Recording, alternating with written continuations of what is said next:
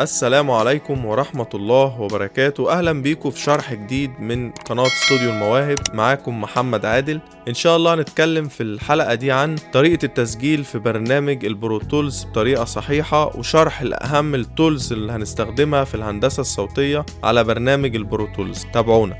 لا تنسوا الإعجاب بالفيديو والاشتراك في القناة تشجيعا لنا لنستمر بنشر المزيد إن شاء الله. اتكلمنا في الحلقة اللي فاتت عن طريقة فتح سيشن جديد في برنامج البرو تولز وضبط اعدادات الصوت وتعريف كارت الصوت على البرنامج. اول حاجة هنفتح تراك جديد علشان نسجل عليه. احنا فتحنا في الحلقة اللي فاتت تراك وفتحنا تراك ماستر. هنفتح تاني، هندوس من عند كلمة تراك وندوس على نيو. الاختصار بتاع كنترول شيفت ان، وهنختار تراك مونو عشان نسجل عليه وندوس كرييت. حابب تغير لون التراك بتدوس من هنا كده وبتختار اللون اللي انت حابه. حابب تغير الاسم برضو بتدوس من هنا وبتعلم هنا كده وبتدوس وتكتب الاسم اللي انت عايزه وبتدوس اوكي.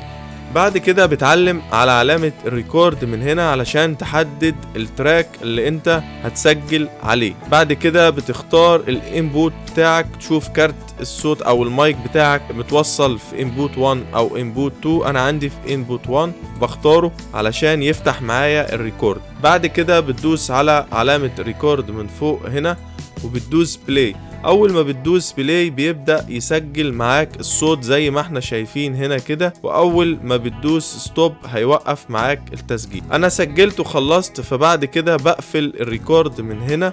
هنشرح الادوات اللي احنا هنستخدمها علشان نكون فاهمين هنعمل ايه. اول حاجة الجريد بتخليك تقدر تتحكم، تقدر تقص زي ما احنا شايفين من هنا كده، او تمسك الويفة تحركها شمال ويمين بس تحرك معاك على البار. لو دوسنا سليب من هنا هتتحرك معاك بحرية في اي مكان انت عايزه، او لو هتقص هتتحرك معاك بحرية مش هتقف عند البار، بعكس الجريد هتتحرك معاك زي ما احنا شايفين بالبار.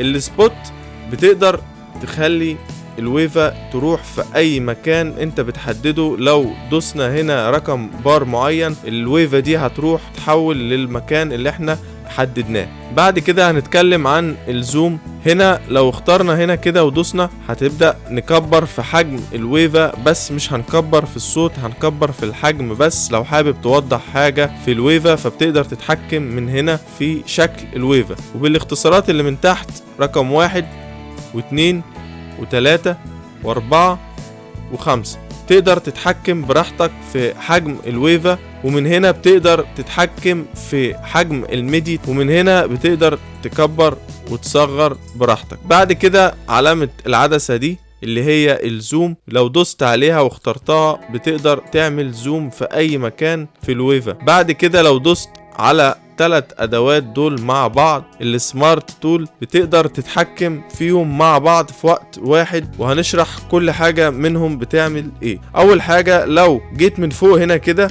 هتقدر تعمل سيلكت، تقدر تعمل تحديد براحتك. طبعا احنا مختارين الجريد يبقى هتتحرك زي ما احنا قلنا بالبار. لو جيت من تحت هنا هتظهر معاك علامة الايد دي، هتقدر ان انت تمسك الويفة وتروح بيها شمال ويمين وتطلع بيها فوق وتحت زي ما انت عايز.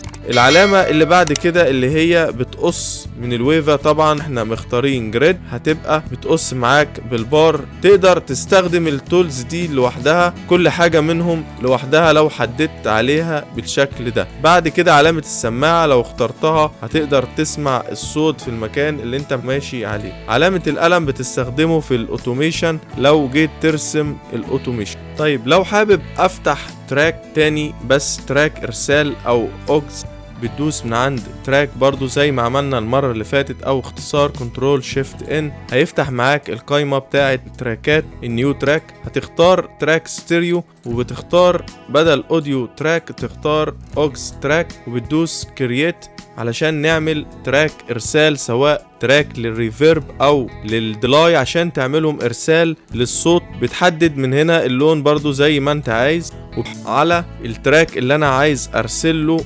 الريفيرب، وهدوس من هنا كده واختار باس. هلاقي الباس الريفيرب منور وعاطي علامة بالاصفر، هختاره وبروح على التراك بتاع الارسال او الاوكس، بختار الريفيرب اللي انا هفتحه وهرسل منه، وببدأ أضيف القيمة اللي أنا محتاجها على التراك من الفيدر اللي موجود قدامي. كده الشرح انتهى، وإن شاء الله مكملين في شروحات برنامج بروتولز، وهيكون في شرح للهندسة الصوتية على برنامج البروتولز للقرآن الكريم، استخدام فلاتر الويفز علشان نقدر نعمل صوت احترافي بكل سهولة.